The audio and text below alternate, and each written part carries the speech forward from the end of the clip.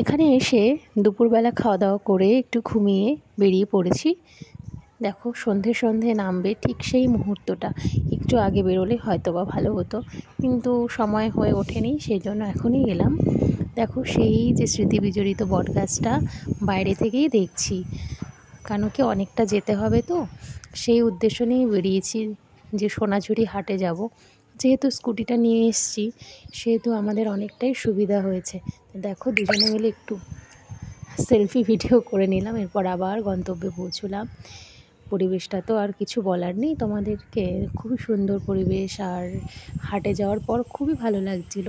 তারপর সন্ধেবেলায় এখানকার লোকাল মোমো, সঙ্গে ছিল রবীন্দ্রসঙ্গীত। ভাবো তো ব্যাপারটা কতটা জমে গিয়েছিল। দেখতে থাকো ভিডিওগুলো, খুব ভালো লাগবে আশা করি। এই শাড়িগুলো সুন্দর।